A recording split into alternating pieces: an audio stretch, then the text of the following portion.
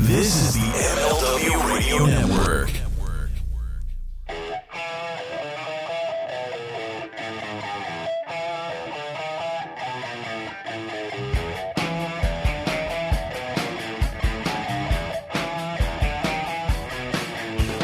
Welcome, everybody, to the Mind of the Meanie, your weekly peek into the world according to former WWE superstar and ECW original of the Blue Meanie. We'll cover wrestling, music, movies, sports, and lots of useless knowledge, all contained in the Mind of the Meanie.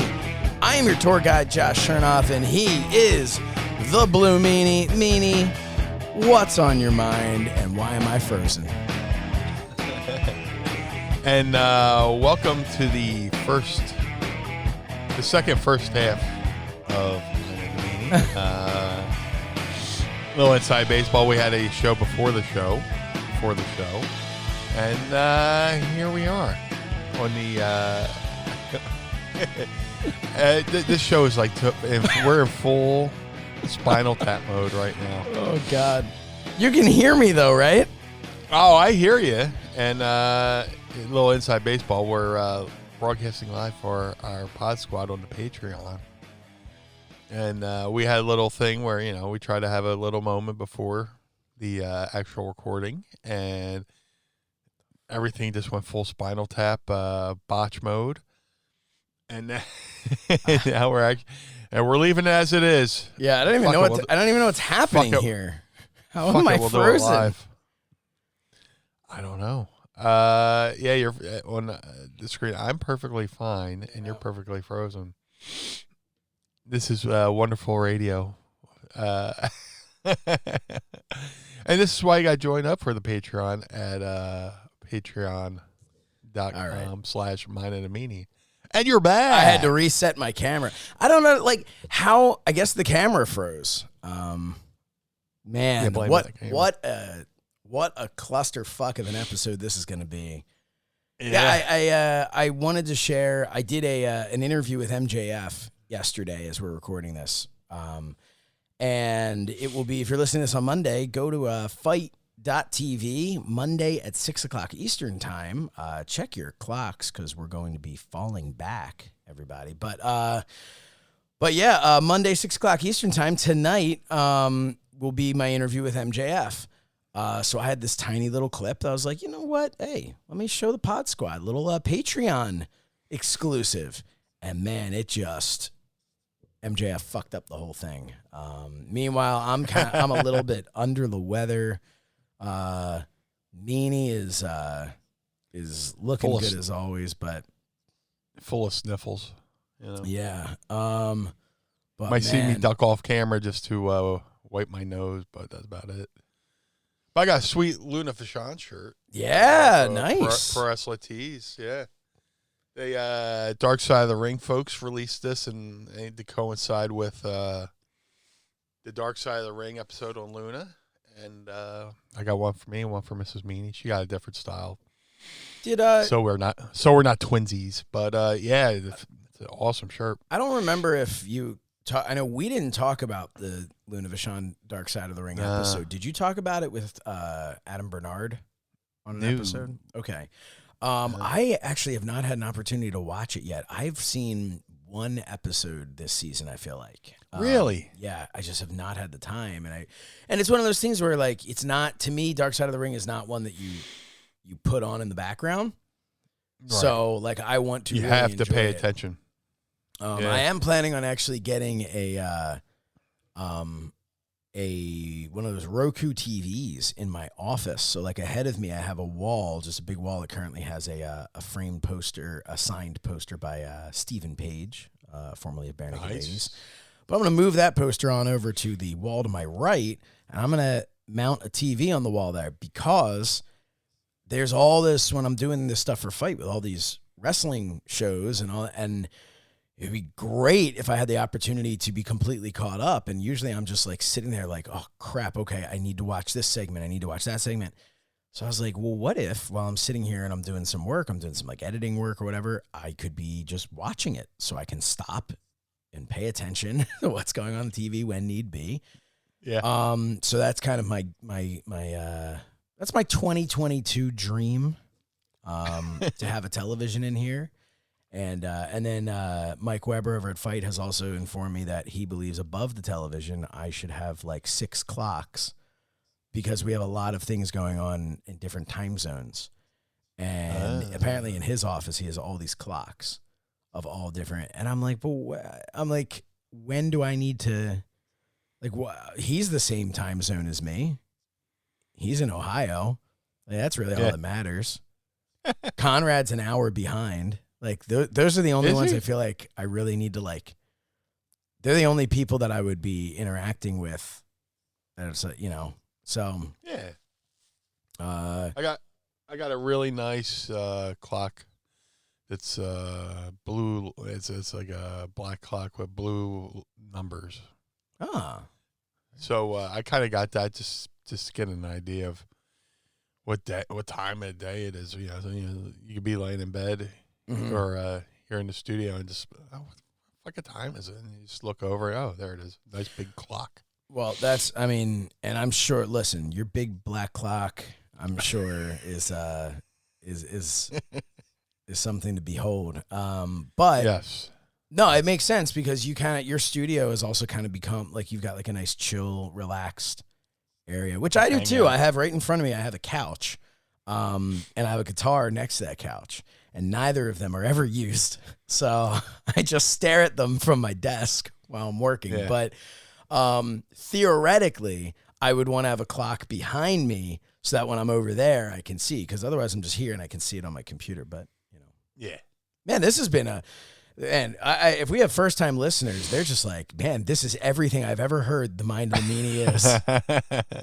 How was that episode? They talked a lot about, Meanie talked about his big black and blue clock, and Josh talked about time zones. Yeah, just very enthralling. But tell me about the Luna Vachon, something people actually want to hear. Tell me about the Luna Vachon episode. What were your feelings on it? Because it's, I love Dark Side of the Ring. I think they do an incredible job. But they're without question a polarizing show within the industry because sometimes we feel like, like they were a little, as they say, a little too stiff-ski on some things. And sometimes they, every show has to have a narrative, but sometimes their narrative is so straight line that it doesn't allow for the shades of gray of the situation. And a lot of people felt that was, things were taken out of context in certain things. One guy I forget, maybe you're the one who mentioned this or somebody mentioned that, somebody will laugh at a certain time having nothing to do with what they're talking about, but that laugh gets put in because it fits the narrative and it works and it's an entertainment show. So Luna Vachon, you knew her, you guys were friends, correct? Oh, yeah, absolutely. So tell me, did you think it was fair? Do you think it was honest? And what were your emotions with it?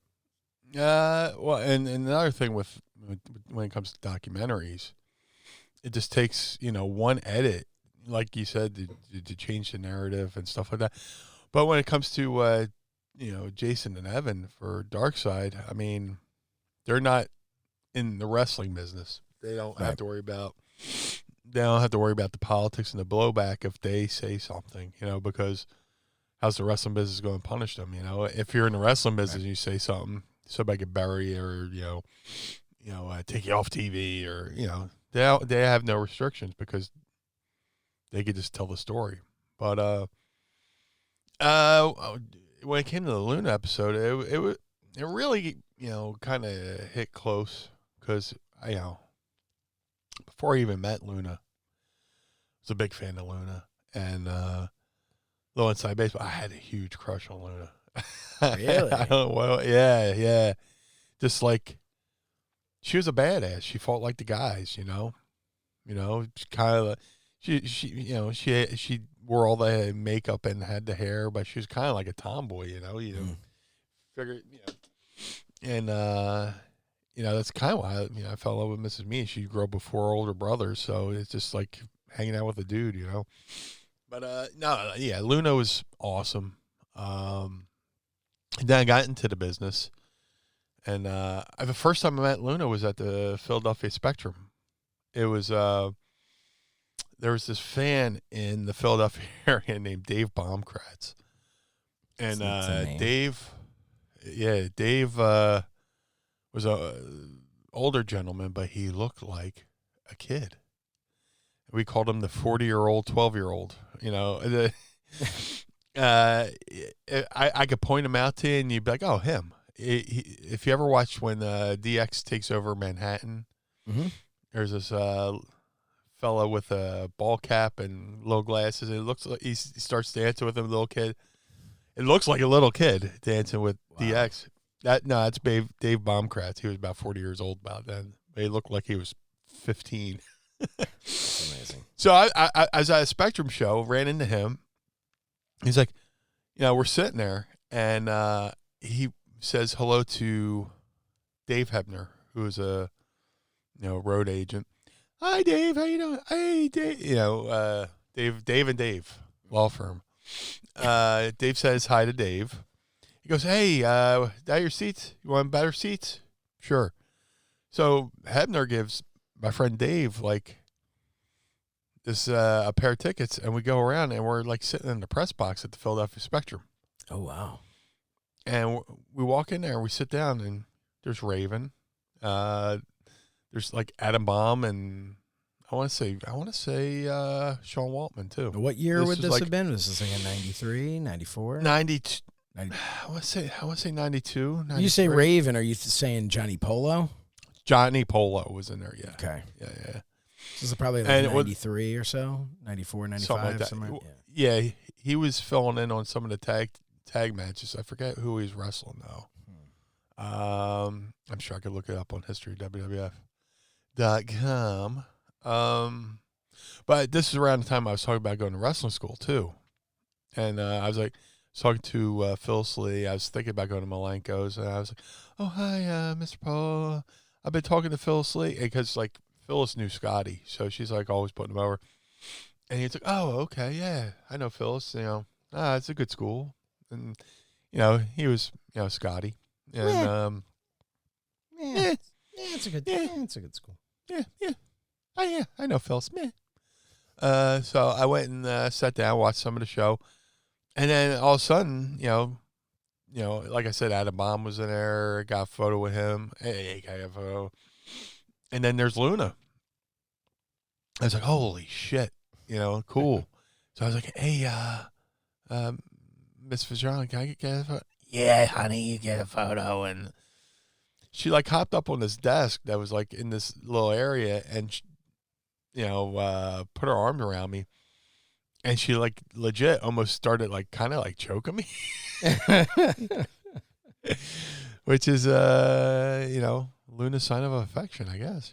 But I really want to find out when this was. I'm looking up on the website right now. Do you anything else you remember from that? Well, when did you start training? I think the Rock and Roll Express were on that show too, if that helps. I'm sorry. When did you start training? I started training 2 days after WrestleMania 10, which was March of 94. Okay, so they were at the Spectrum in January of 94, but you think that would have been maybe too soon before training? I might have been too soon because I was still talking about going to Malenko's. So let's take a look at 93. Keep continue the story. I'm just in the background here. 93. I'm listening. Spectrum. I guess maybe one of the key. You found it? No, we're going to. Oh, okay. Keyword. I think January 8th, 1993. We've got Virgil defeated the Brooklyn Brawler. Rick and Scott Steiner defeated the Executioners. Tatanka pinned Damian Demento. Bob Backlund pinned the Berserker. That was definitely not it.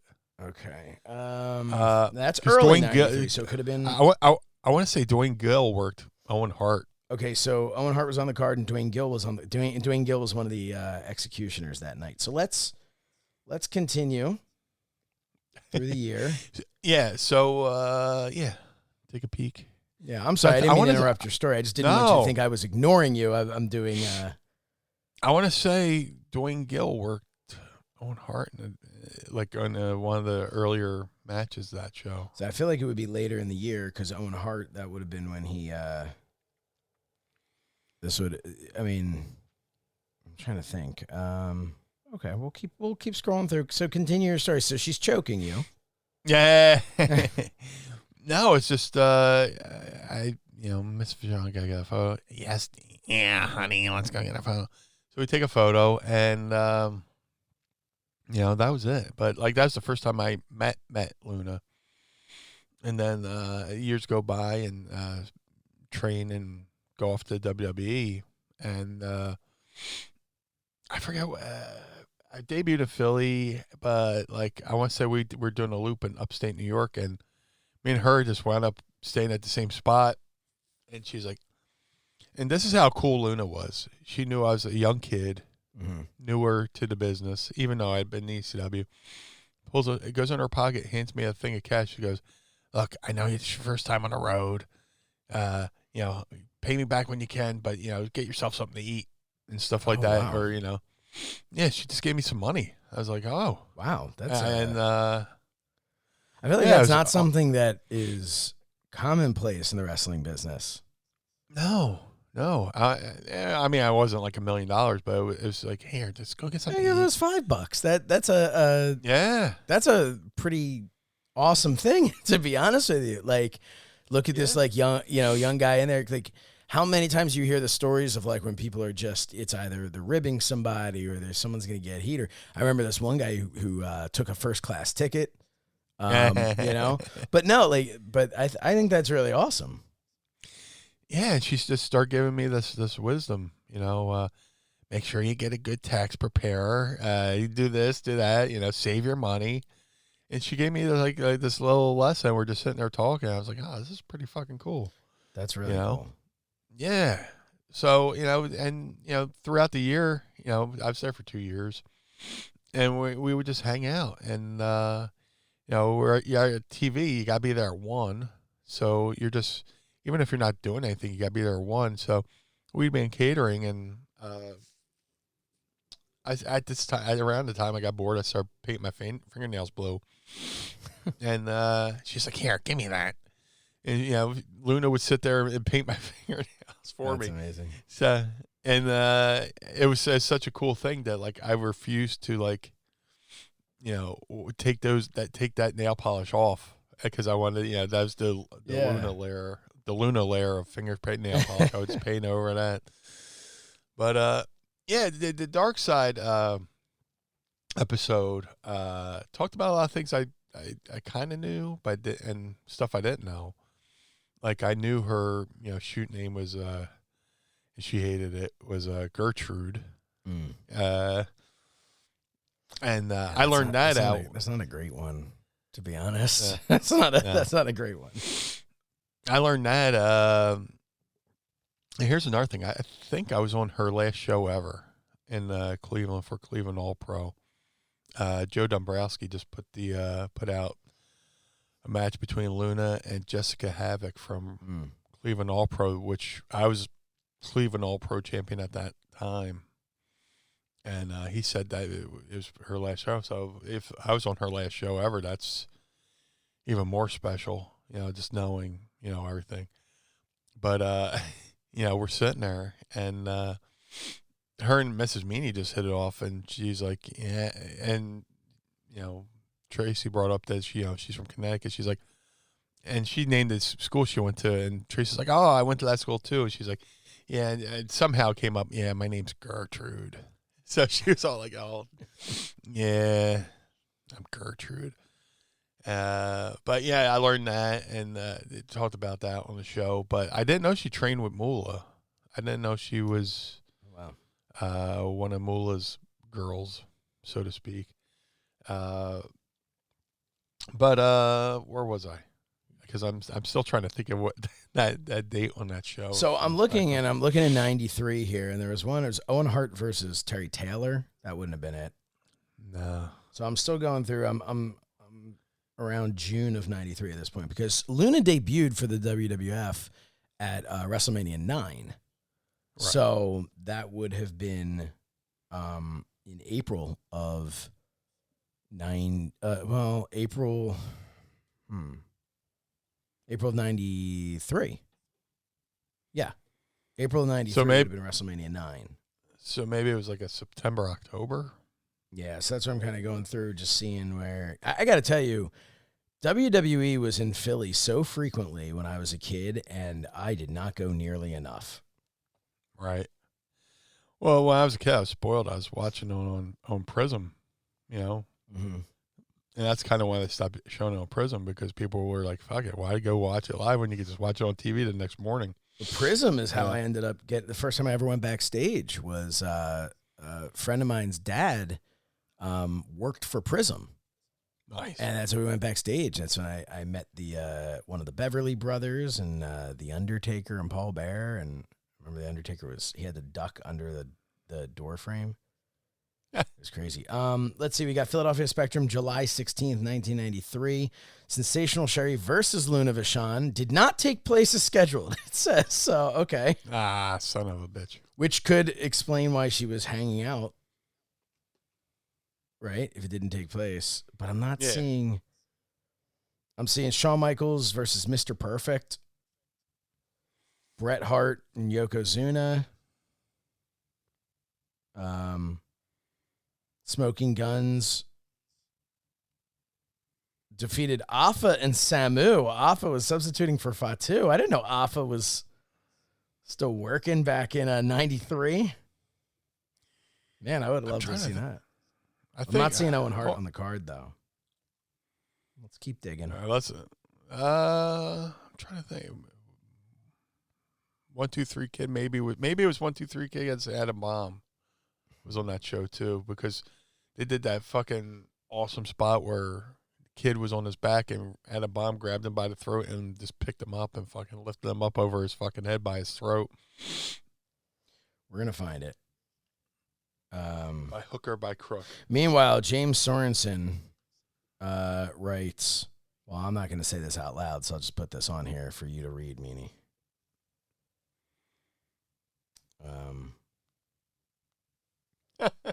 Oh. Nah, we're good. But no, okay, hold on. He corrected himself and then rewrote it. Okay. Oh, we're getting closer because I'm seeing Dwayne Gill wrestling people as Dwayne Gill. So hold on. Here we go. We're getting there. I feel like it's any second now. We're going to find it. Any second now. All right. Maybe not any second now. But did you think that it was a fair...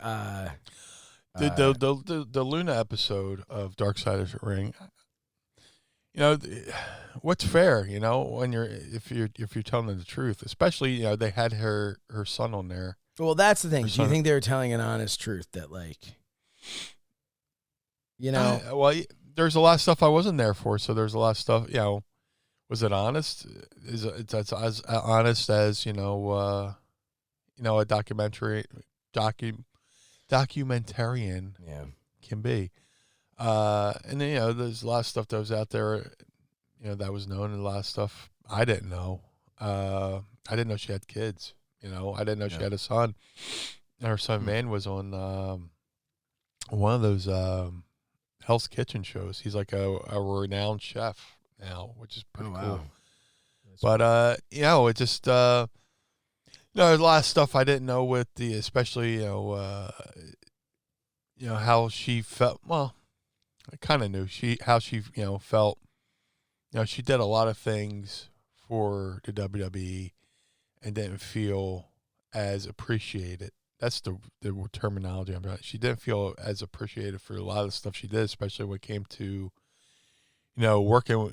Unfortunately, she was in an era too where they weren't really emphasizing women's wrestling, right? And then she went away for a little bit, came back, and that's when they were doing the the puppies era, where it was like nightgown matches and this, that, and the other thing. And she's working with, Sable, making Sable look like $1 million. And there was one moment where she had a match. WrestleMania, man.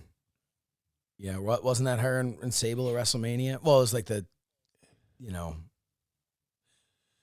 Yeah, there was like a WrestleMania where, she made Sable look like $1 million, and they come back to the locker room, and there's like a round of applause, and she thought she was getting like her due, like, you know, some respect, and it turns out they were cheering for Sable, who was like right behind her. You know, so it was like a constant like feeling like the, you know, the, what's this saying, the redheaded stepchild, you know, just feeling like underappreciated, you know. One of the spoiler alert, one of the stories I hadn't known, Medusa was on the episode when she was Alondra Blaze, and there was like some show, and she's like, you know what, fuck it, I'm just gonna put the title on you. She was just gonna, you know, I mean, basically there was Bull Nakano, Alondra Blaze, and Luna Vachon, you know, were like the main wrestler, the only women, and unfortunately the only women in the women's division at the time. And you know, Medusa was like, "Fuck it, I'm just gonna put the belt on you," and you know, just to, you know, give you know, Luna some, you know, respect, some due. And did you she? know, it was to the point where Medusa was laying on her back. And she's like, I'm not kicking out. I'm not kicking out.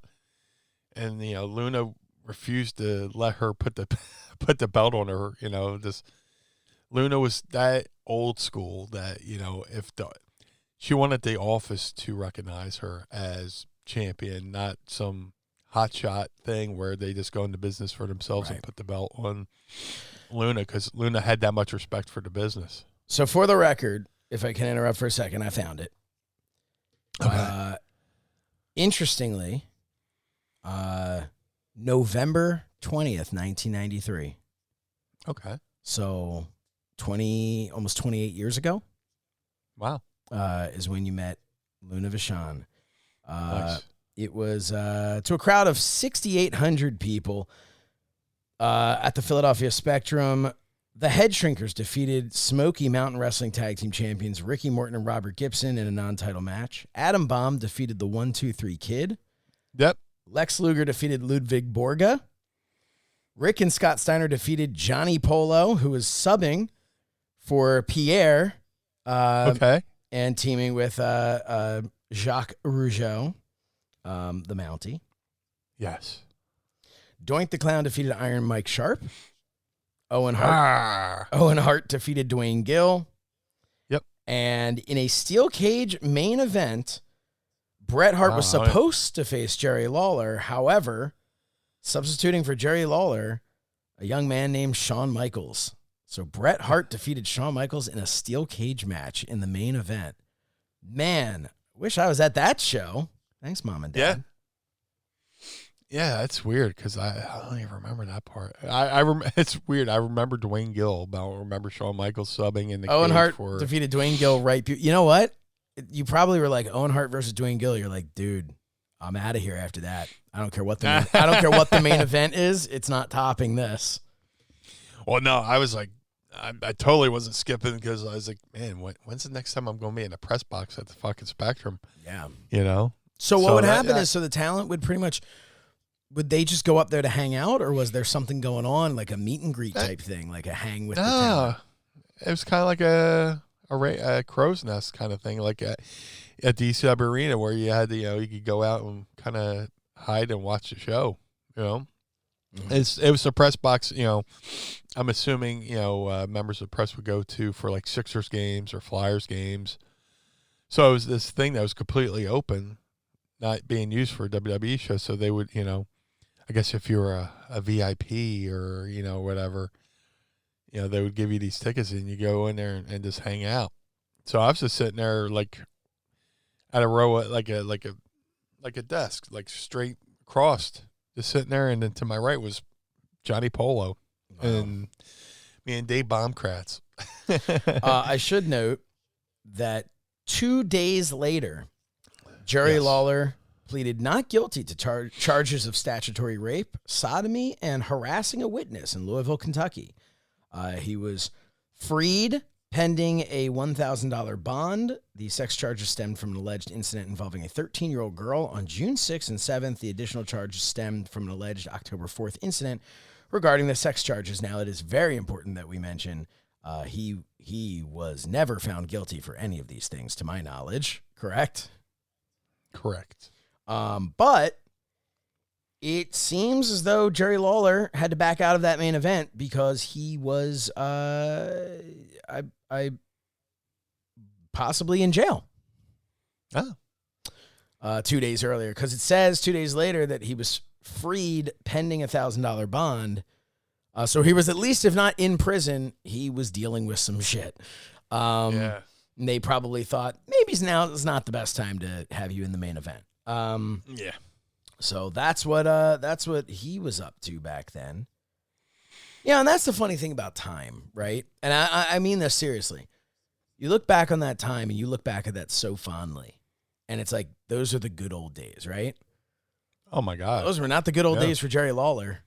No. So it's like, Jerry Lawler would choose whatever he's doing today, I think, over whatever he was doing on November 20th of 1993. For me, just, it was just, it was I was right on the cusp of being, responsible. When was that? You said that was November 20th, 1993. So you were 20 years old. Yeah, I was right out of high school. I was held back twice for absenteeism as a kid because of my asthma, so I missed too many days. So I was 20 when I graduated. Unfortunately, I was 20 when I graduated. So I was working at the casinos around that time, saving my money to go to wrestling school. So that was, I'm sorry again, what was that? November 20th, 1993. So within a couple months, maybe November, December, January, February, within 3 to 4 months is when I said, fuck it, I'm going to wrestling school. So I'd already paid for the, This is kind of like the end of your I shouldn't say end of your fandom, but end of you just being a fan of wrestling. As Don Henley would sing, it was the end of the innocence. Yeah. Oh, I remember hearing, we've talked about this on the show before. I think it's come up once before, but I remember hearing Brian Myers say something once about how, like, before he tagged into his first pro match, it was a tag match, and I forget who he was on the apron with. But they're like, this is your first match, right? And he's like, yeah. He's like, never going to see the business the same way again. And he's like, true. Tags in, and he said, he's like, never did. Never saw it the same way again. Not bad. I know he loves the business. But it's true. There's that, the moment you get in, whether it's your first bump at wrestling school, your first match, whatever it is, there's something around that time that you just can never see the business again. And that's for some people, that's really tough. Like, I know for me, I was left after things didn't work out for me as a wrestler. There was a level of bitterness that I didn't realize until years later that I was carrying this bitterness. Right.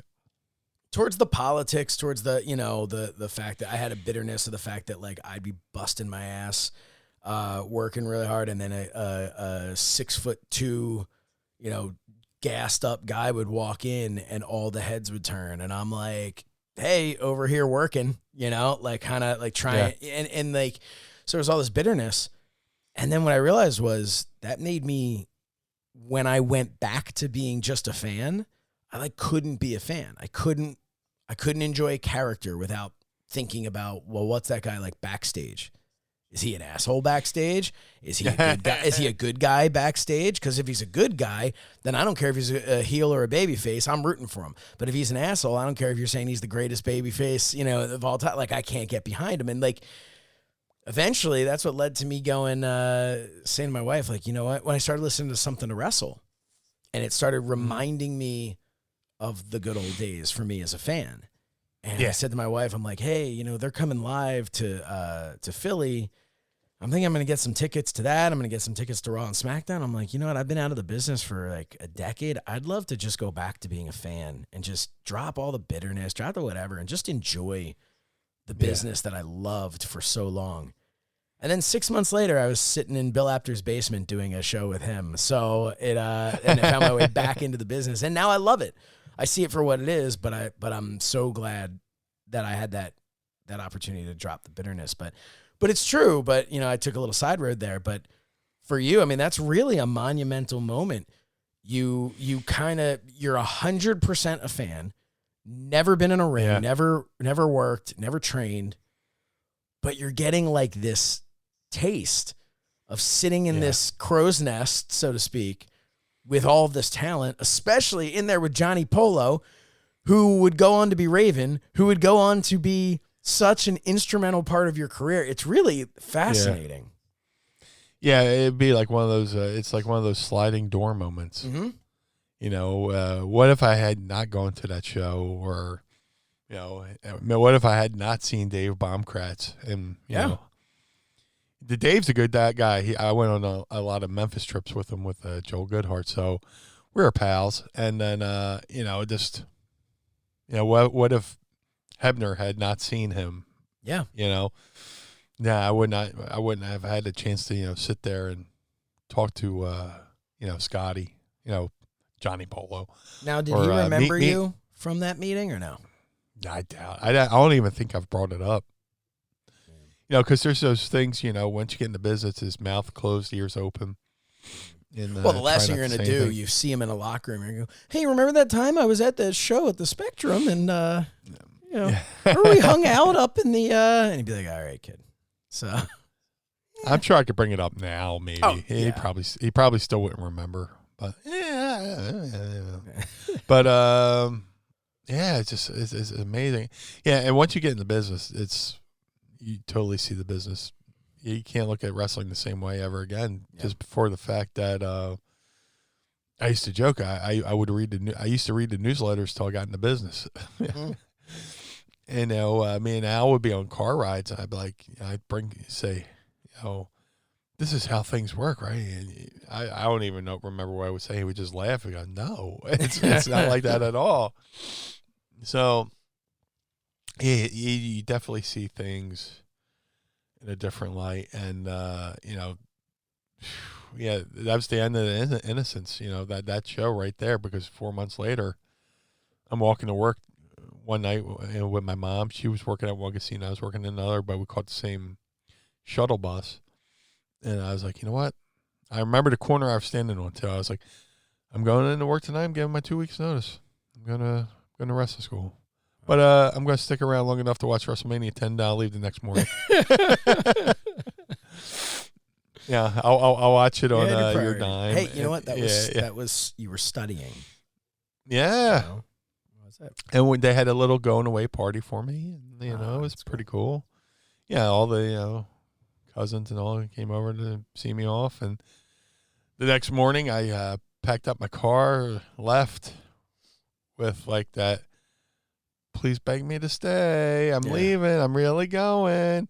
And I'm like halfway between Atlantic City and Philly. And I'm just looking for reasons to turn around. And I'm like, no, I got to do this.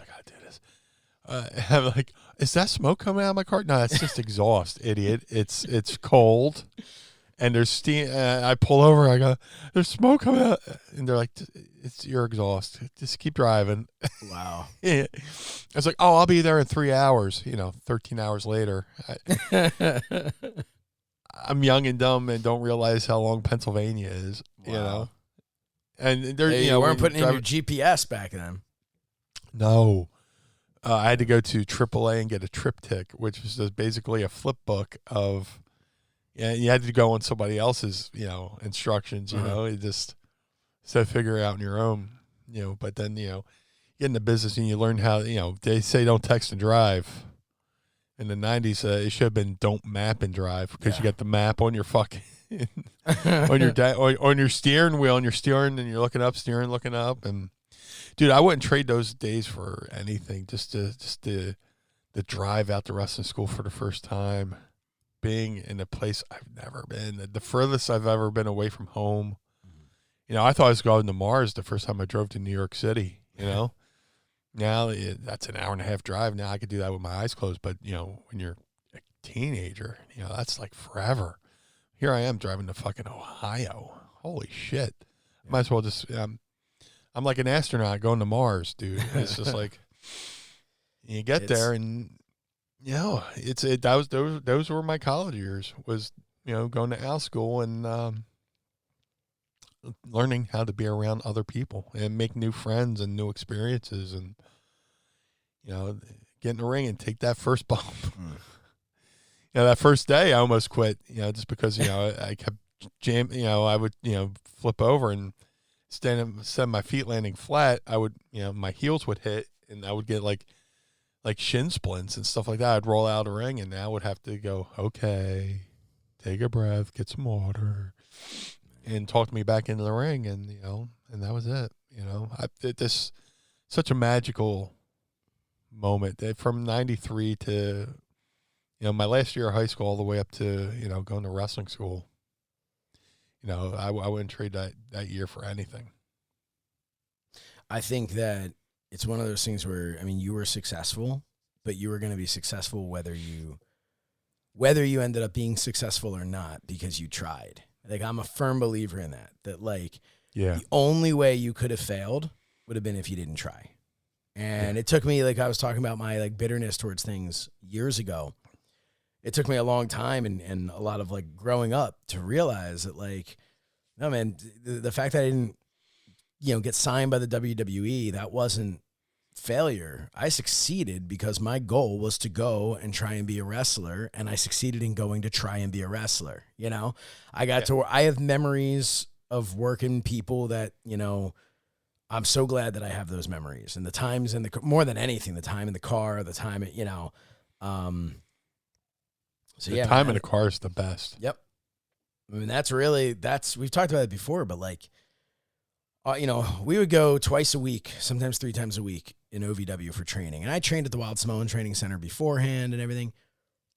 Everything I learned was either in the car talking with like Stu and Drew, or more than anything at the live events that I wasn't wrestling when I just sat next to Al. That was my whole education, was like just when I would sit next to him and he would just talk throughout the entire show, and I'd be watching and he would be pretty much just saying, here's why you don't want to do that. And then ask me a question. Why did he do that? Why shouldn't he have done that? What, like, and it's, I mean, which was definitely at times like I'm sitting there going, any word out of my mouth is gonna, like, I'm going to tell Al Snow why, you know, it's like, tell me why he should have done this. And I'm like, I don't know. You tell me why he should have done this, you know? But but he would get me thinking, and it was just, man, I wouldn't trade those moments for anything. I wish I still had those training tapes, man. There's stuff I did training that I never did ever again. Mm-hmm. You know, because it just, like Al giving me a fucking backdrop where it looked like I was going out of camera frame and shit like that. But, you know, he talked me into doing things I never thought I could do, especially taking a backdrop, you know. Yeah. I tried doing an ECW once, and it was like the worst decision of my life. You know, I was like, I'm never doing that again. You know, I remember with the backdrop, I thought to myself, I was thinking like a Christian backdrop, you know, like how he gets, I mean, Christian Cage, man, the height and hang time. Yeah. And I'm like thinking to myself, like one of those, I'm just like, you know, not the biggest guy, but this is where I'm going to excel, because I can launch myself up there. I can do these things. Dude, the moment I went up for that backdrop, that was the scariest fucking thing in the world. I'm like up there, and you could just you go up head first, and then, you know, like the biggest mistake is if you go like lead with your feet the first time, like you want to go up and then over. Man, yeah. I thought I was going to break my neck on the way down. I was like, maybe I should just stay on the mat. But yeah, you want to go straight up it because you don't want to barrel over the guy who's basically your post. Yeah. Yeah, the guy's posting for you. Yeah, so if you go straight up and then he sends you back, you'll be up and be able to get height. Otherwise, you're going to flip over and land on your feet. Al had me at such a height. He said it was such a good backdrop that I turned around and watched the rest of the fall. He got me up that like I was like up, and then last second tuck your chin.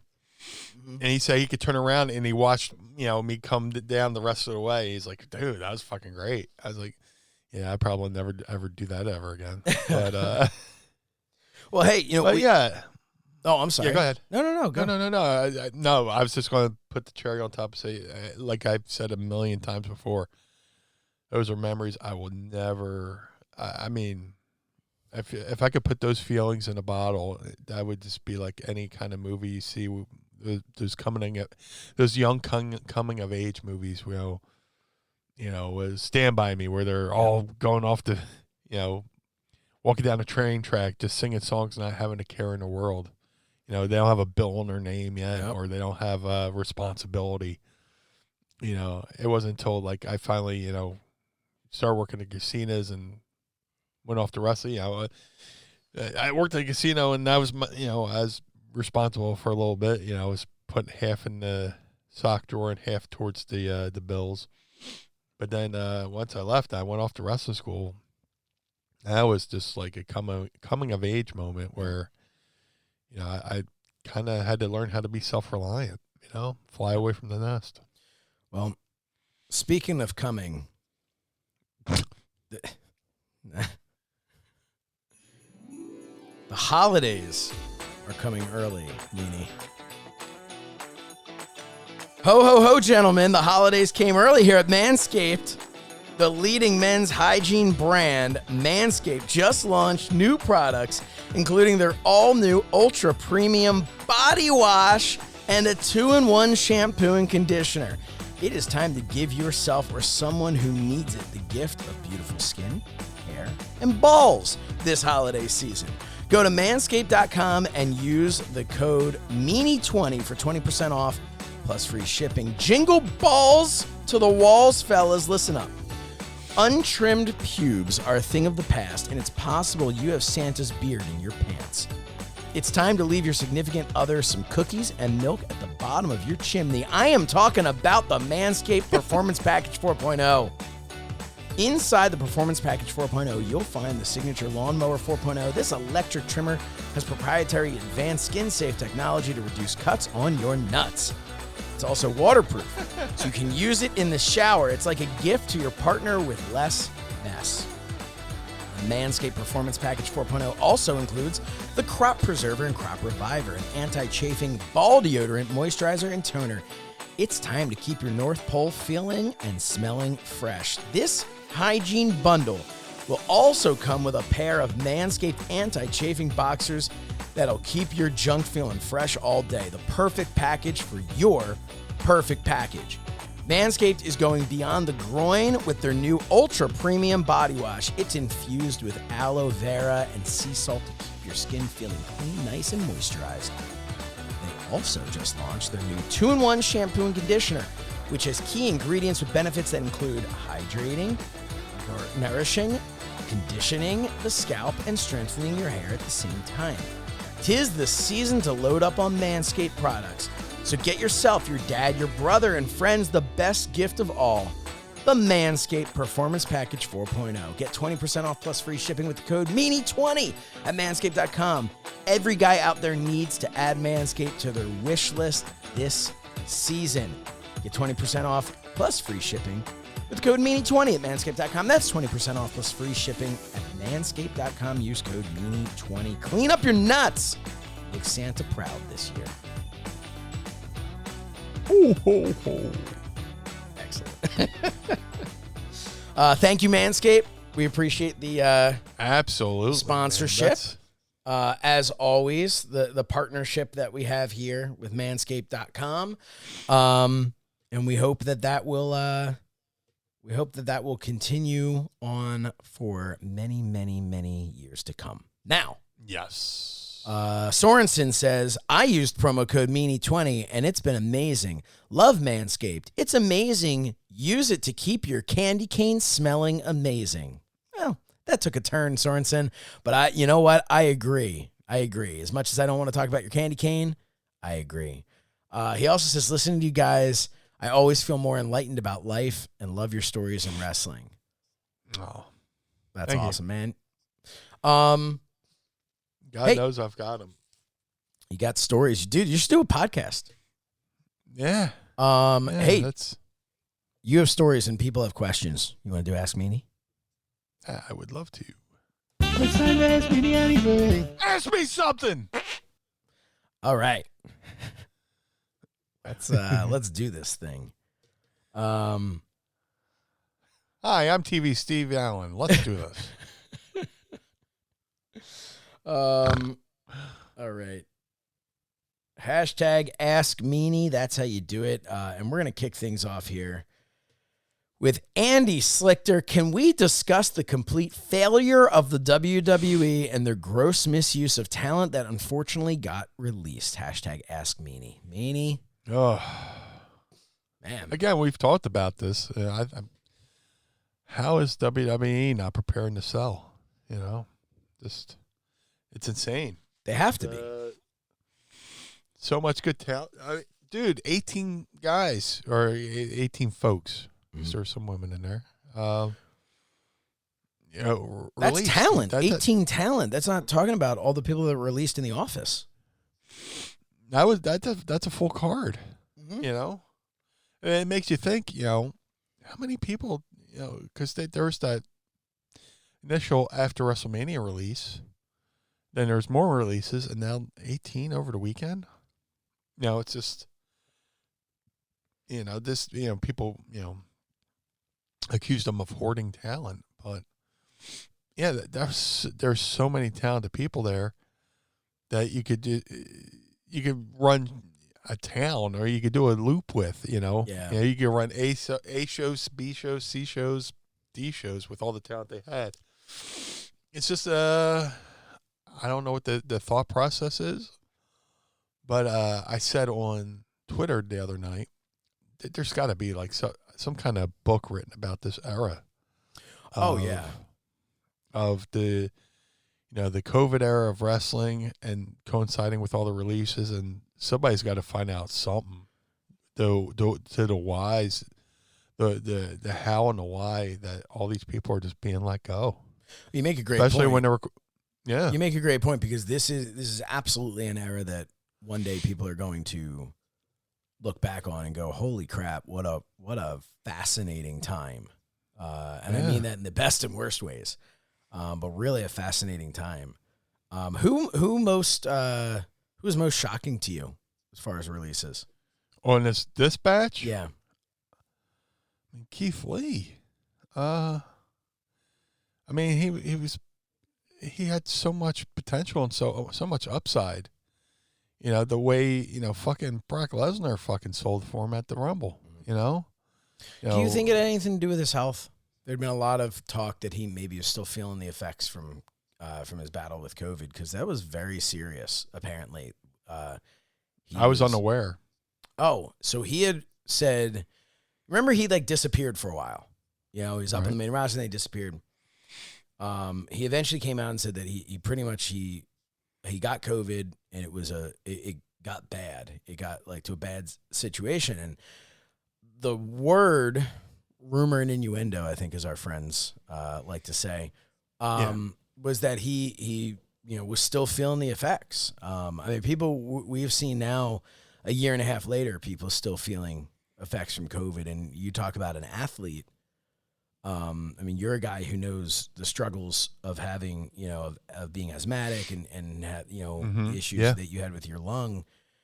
So, I can only imagine that this is not like, look, this isn't recovering from an injury. This isn't recovering from, what's he going to do if he's having effects from COVID? And again, that is speculation based on what people are speculating, but maybe that played a role in it. Where they could look, I would say maybe they looked at it and said, okay, I don't know that the upside potential of Keith Lee is what we thought it was at this time. But I'm going to be honest with you, I don't think any of these releases had anything to do with who it was or what. I don't understand. And you look at, I'll tell you the one that was most shocking to me was Karrion Kross, or Killer Kross, as he's back to being. Yeah. And the reason it was most shocking was, and people can point and go, well, they ruined him. They put the fucking helmet on him and they, did the things. And yeah, to an extent, yes, they took Scarlett away from him. They were just like, what works? Okay, remove all of that. right? Like, that was what they did. But WWE also, they've had more hits than they've had misses. And I think that, you never know what could have come from that. What's shocking to me is while they're very much like, oh, we don't want any of the indie guys. We don't want whatever. There's no, we don't want the indie guy. Like, Killer Kross is a guy who, like, he was in the indies, made a name for himself, but he was a big dude. He was a big guy, and I think that he looked like everything the WWE would want. So I don't know. I found it surprising that they would release him and release Scarlett without giving the opportunity for that act on the main roster. Right. Just to at least, give it, what's the word? Battle test it, put it out in front of the people and let the people decide if it's going to work or not. Again, there's so many people on that list. I forgot that he was one of the folks released as well. Yeah. It's pretty incredible. It kind of, they brought him up to the main roster, and then he's on main event. It's like, are they just throwing things? No, they put the shows on the wall and just throw darts at him. Okay, Karrion Kross goes to here. That's what it feels like, and I want to imagine that it's not. Like I don't.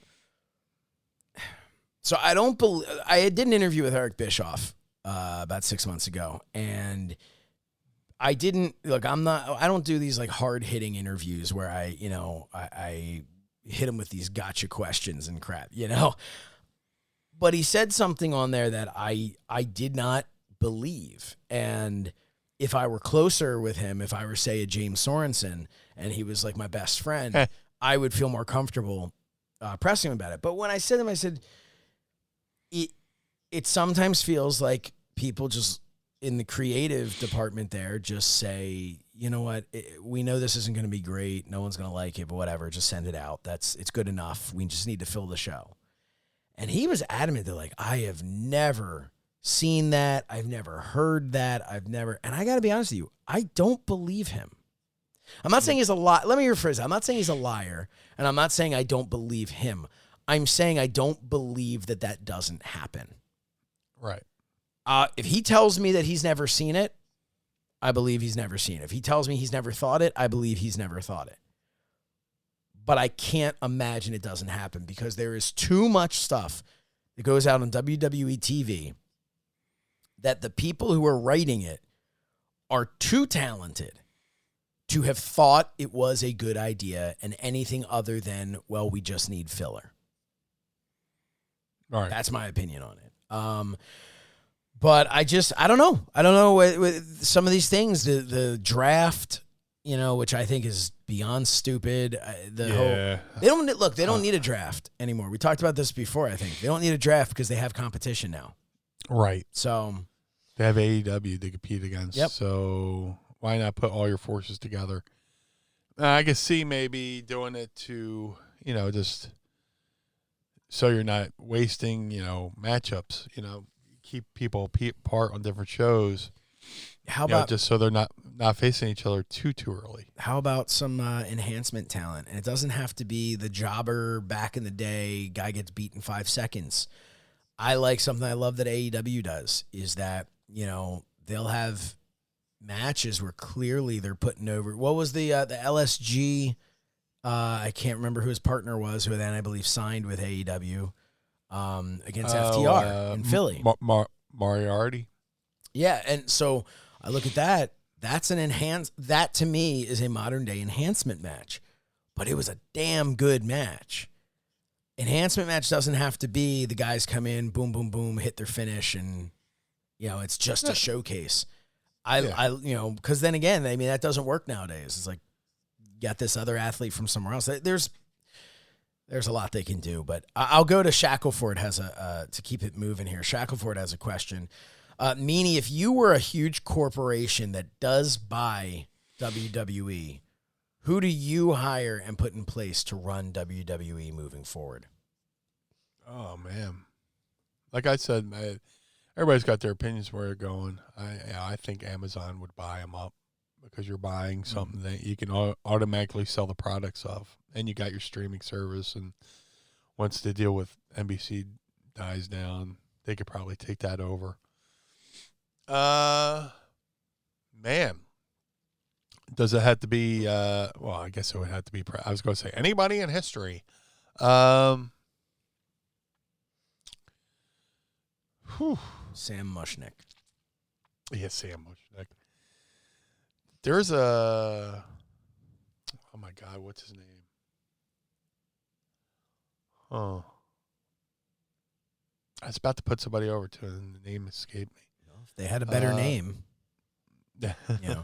I think, do you agree? My assessment would be you have to take people from WWE currently. You have to take a Triple H, you have to take a Vince McMahon, you have to take a Bruce Pritchard and these people, and you have to initially keep them on, at least in a transition. I would definitely keep Triple H and Shawn. I mean, I loved what they were doing with NXT before they went 2.0. Yeah. And in my opinion, before everything that happened, I saw NXT as Vince's test for Triple H to eventually take over WWE. Where when Vince first started, his father gave him a small town up in New England. Here's your town, run it, see how you do, and then eventually grew into Vince bought the company from his father, and then I thought Vince was doing with Triple H what his own father did with himself, which I'm surprised. I don't know why Shane's not in the equation. Maybe Shane doesn't want to be a part of the equation. He wants to be part of it, Yeah, you automatically assume Shane would want to be a part of it. Shane's got a good head for the business, but definitely if I was going to be this company absorbing WWE, I would definitely keep Triple H and Triple H and Shawn on, because I loved what they were doing with NXT. I think a problem with NXT 2.0 is the same problem with NXT towards the end. You could look at it and say, oh, NXT, they weren't as good at being like an alternative brand because they lost to AEW in ratings and all that. Here's the thing. NXT, I think, unfortunately, was too WWE. And I think now NXT is just all WWE. And I think what made NXT unique was that it didn't have that McMahon fingerprint in the same way, But I think Triple H definitely took it a little too. I mean, by the end of it, they with their like weird like metal gothic decor and like whatever. It was like he tried to like really take it, I think, too far in the direction of like this underground type of I don't know. It just maybe I think that's where WWE looked at it and said, no, we need to be brighter, we need to be more fun, we need to I don't know. I tried watching 2.0, and it's going to take some getting used to. Just I love the way the set looks and everything like that, but yeah, it's different. It's going to take some time to get used to. Sorensen writes, Josh, who, when, and where was your first match in the business? That's a tough one to really say because it depends on. So, as we talked about before, I ran the Teenage Wrestling Foundation when I was 15. I wrestled in a ring in front of people who paid money, but do I really consider that my first pro match? Not really. I hadn't trained. I hadn't, I guess my first pro match would have to be against a friend of mine, and it shouldn't have been against a friend of mine. It should have been against somebody else. But it wasn't supposed to be against. It was against a lukewarm John Brody.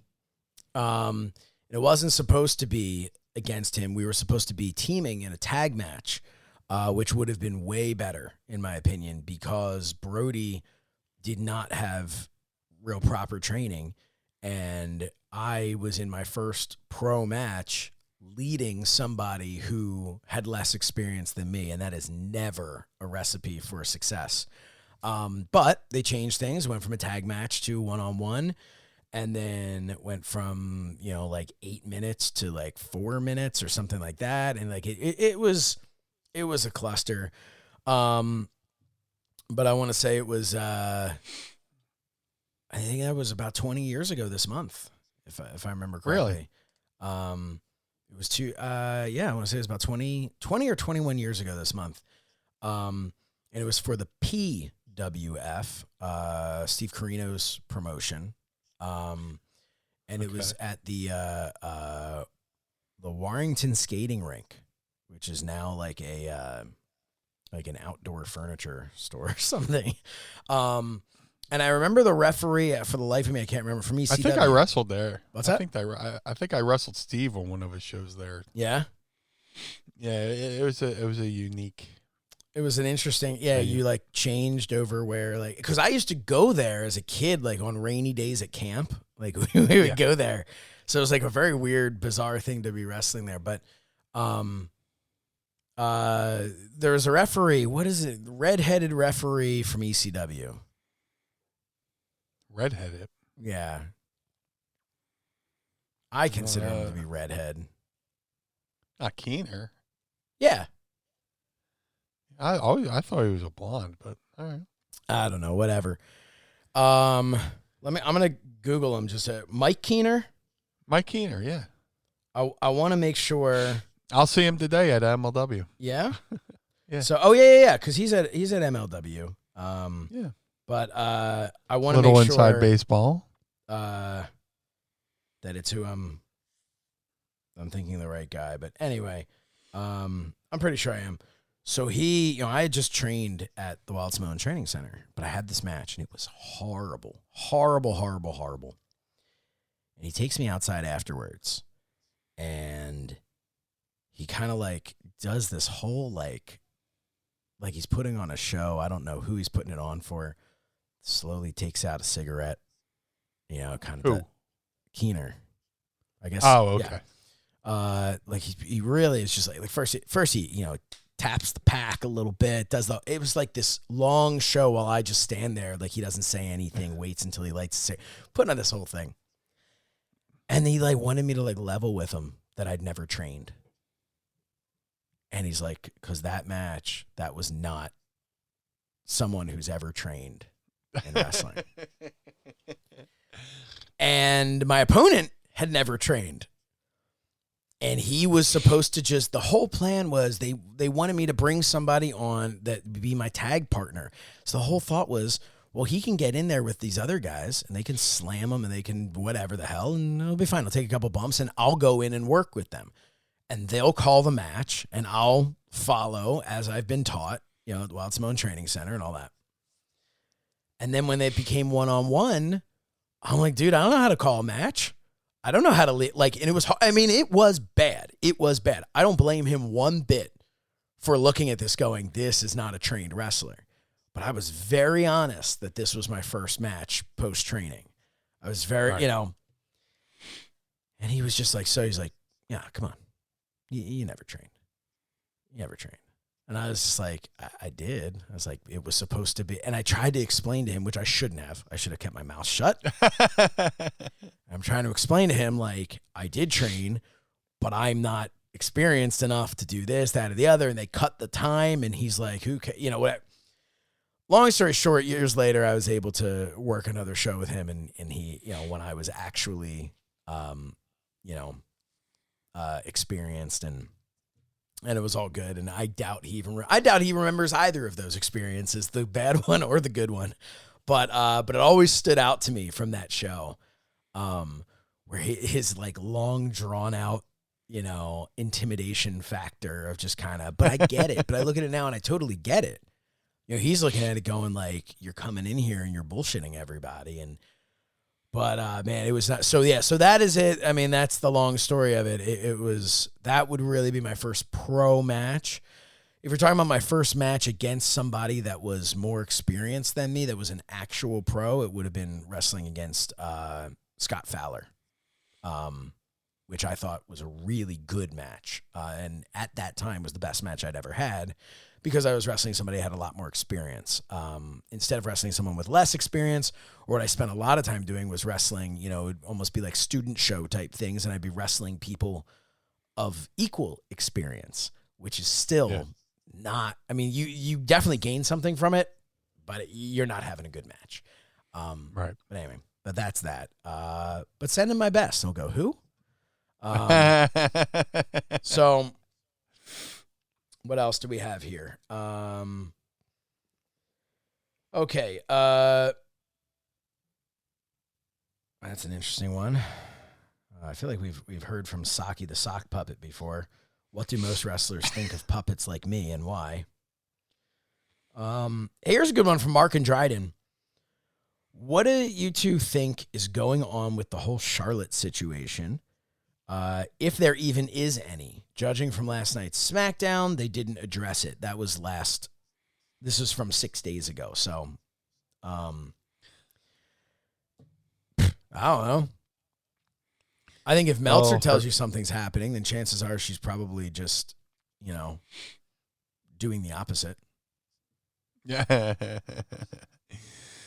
I don't know.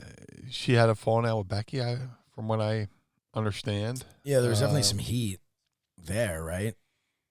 Which is sad because, you know, they were the 4 horsewomen and they had this bond going. But as Tracy's mother would say, you changed, man. You changed. What's your deal?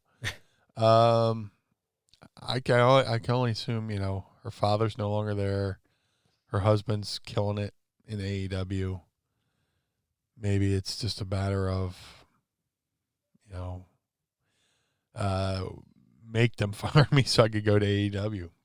Listen, you know, I wouldn't be surprised. And a year ago, I would have gone, no, she's a lifer. She's not going anywhere. But now you look at it, and can they take the name Charlotte? No. But Ashley Flair, they can't take the name Flair. Right. So, you know, man, that would be something. That would be huge for AEW. That would be huge. You know, and that's the beauty of AEW being in existence, because it's back to the way it was in WCW. Like, the thought of Charlotte versus Britt Baker. Yeah. Like, that's cool. That's exciting. The idea of that. Yeah. But again, I would say,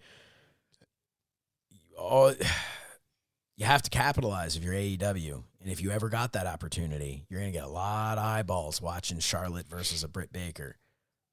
But what makes them come back the next time? So, and I kind of feel for the folks being released now, because it's kind of like, you know, I kind of went through something similar. You know, ECW closed, WCW closed. And all of a sudden, the indies were inundated with all this talent. So everybody's fighting for spots on shows. Now, WWE didn't go out of business, but they just let go a shitload of people. Yeah, not everyone can go to AEW. Not everybody can go to, and Ring of Honor just shut down. Mm-hmm. Barring if they do come back. I want them to come back. Interesting thing about Ring of Honor. I've seen people asking the question of, you know, wondering if Ring of Honor can be successful, because part of what made Ring of Honor is kind of what AEW is doing. Right. So, you know, that forbidden door, Ring of Honor was knocking down that forbidden door a long time ago. Just it wasn't as forbidden, you know? Yeah. It's tough. It's tough. I don't know that anyone's going to, maybe one person will go to AEW from this batch.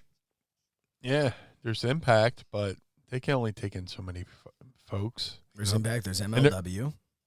Yeah, there's MLW.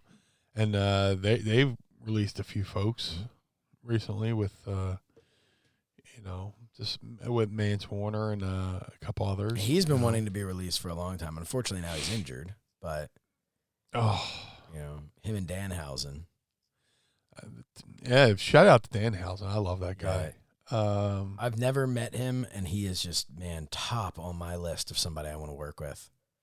I got to meet him at the Ring of Honor show, the last show I did before the shutdown, and it was pretty cool. We just just had a conversation, and it was really good, really smart. Blue Meanie and Danhausen characters are like made for each other to do something, you know? Yeah. But right now he is very injured, very evil, and Yes. I believe he has they have already exceeded the number that they put on there for his GoFundMe. Because it kind of sucks, man. He's apparently from Canada, and his family's up there, and he can't go back. Well, he's from Michigan. His wife is from Canada. Oh, so I think they're up in Canada is the thing. They're up in Canada, yeah. So you know, when I saw his family's in Canada, I was like, oh, he must be Canadian because he's so fucking good. And my assumption was, well, that makes sense. He's obviously from Canada. He's from Michigan, and his wife is from Canada, so he spends time up there as well. So, here's a great question from Mark and Dryden. We'll do a couple more questions, and we'll take it home here. What themes as a kid did you two love, but were cheesy as hell in hindsight? Two I can name are Tie Me Kangaroo Down, Outback Jack, and Don't Go Messin' with a Country Boy, Hillbilly Jim. What a great question. For me, it would be Girls in Cars. Dude, such a good... I remember I had the tape, and I would listen. That was a good song. Yeah. That easily could have been like a Rick Springfield song. Uh-huh. Girls in Cars. And, what was the other one? Jimmy Hart did for Jim Powers and... oh, my God. What... oh my God. Jim Powers and Paul Roma. Jimmy Hart did a theme for him. It was. Oh my God! Let me look it up. Hold on. Give me a second. While you're looking that up, I'll tell you. Please. The one that jumps to mind for me, is Shawn Michaels music. Yeah. As a kid, the Sexy Boy, like, dude, that music, like, that is a song that I would put on. I feel like I would listen to that in the gym because it's all about the emotion, right? Like that song pumps me up because I picture 1997 era Shawn Michaels badass coming to the ring and just, throwing up the double buys and the pyro going off, and I'm just like, man, it's badass. But you break that down, this is a gentleman just singing about how he is not your boy toy. There ain't nothing badass about the lyrics of that song. But, dude, I loved it. And then Vince did a cover of that. Did he really? On one of the albums. Yeah, it's like... Yeah, Vince did a version of it, and it's like all horns, like a horn section or something like that. Oh, geez. I'm going to need your help with this, identifying this. I'll play a little bit over the phone.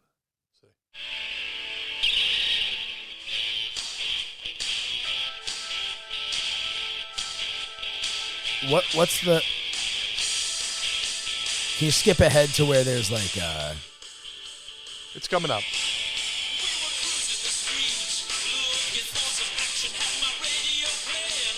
Rock and roll station. I remember that. I gotta hear that. I think the title's coming up. Crank it up. Yes. Oh, dude, this is...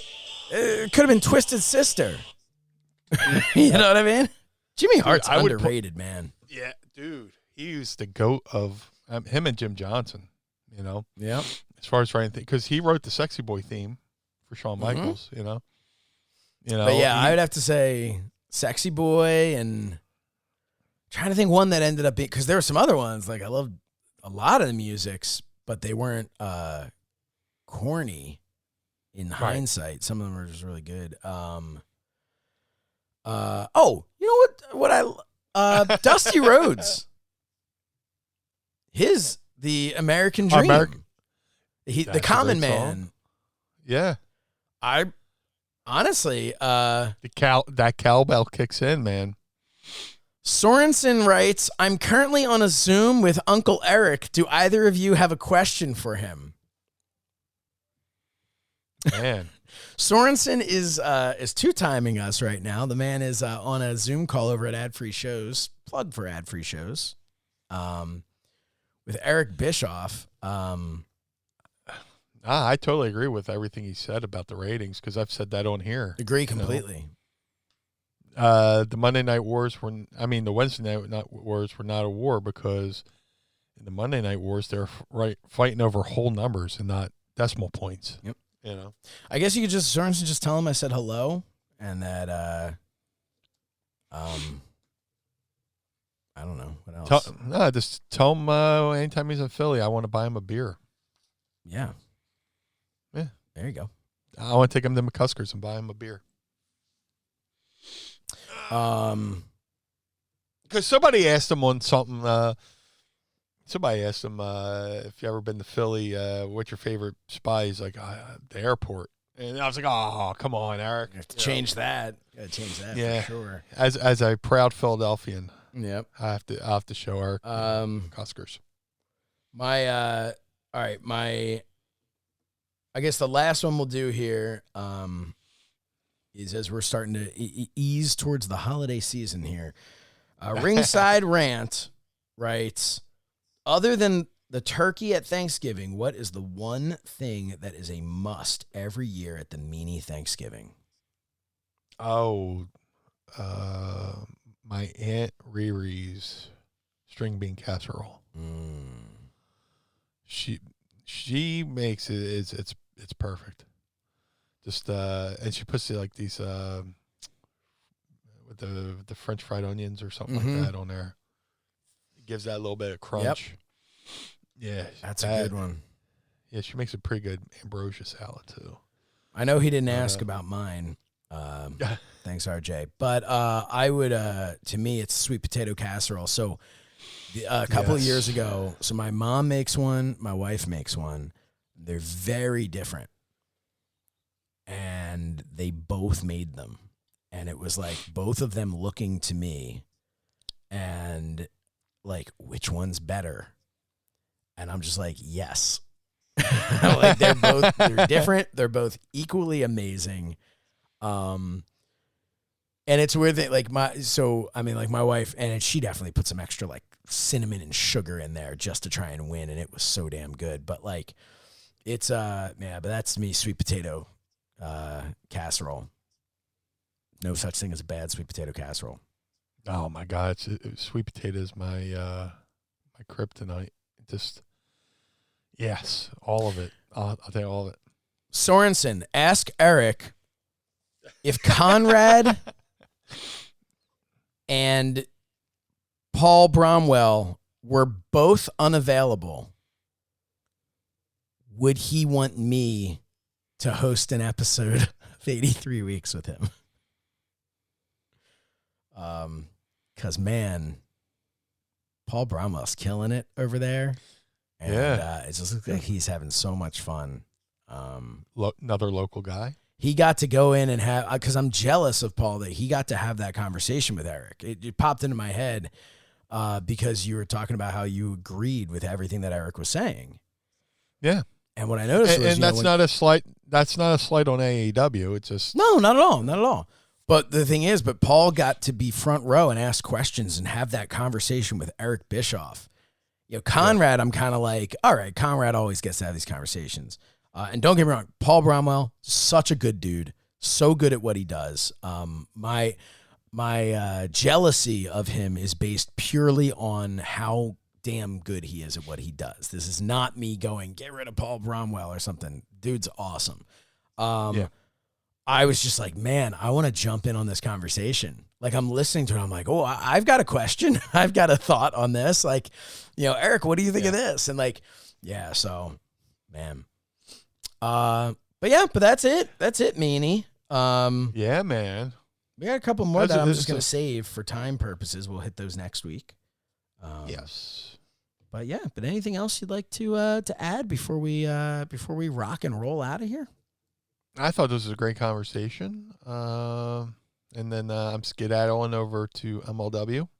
No big which deal. Is thankfully 10 minutes from my house today. Yeah, I'm just grateful. With speaking of holidays coming up, thankful and all that good stuff. Mm-hmm. I can't believe November's here already.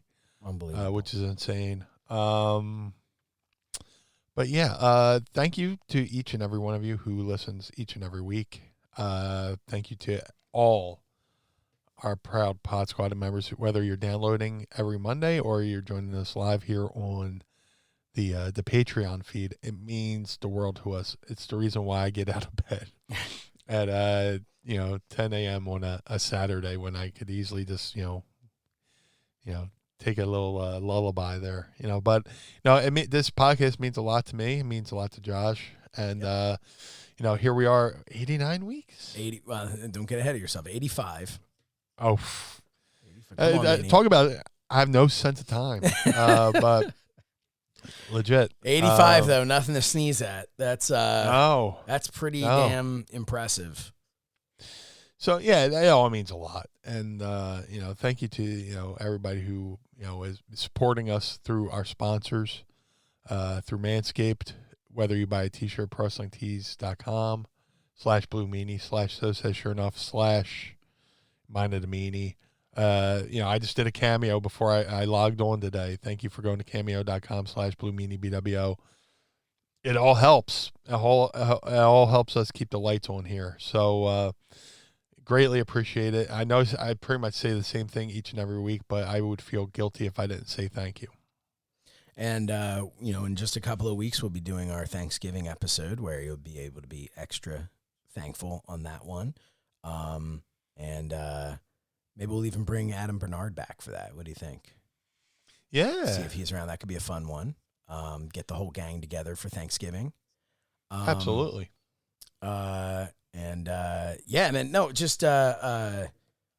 second everything that you're saying. This has been such a great experience. One of the greatest experiences come of this is the action figures, and those are still available at mindofthemeanie.com. Go right now. We just got 2 really big orders came in. Nice. By the way, I should mention, I think I mentioned last week about this scam. It's all been handled. All money has been returned. PayPal really hooked it up, which the lesson in that is no matter what they ask for friends and family, if they're not friends and family, don't give them friends and family because otherwise PayPal can't do anything. But right. but thankfully those scumbags are out of their money. Those action figures, there's some still available, but 2 big orders just came in. Legit orders, and we really appreciate that.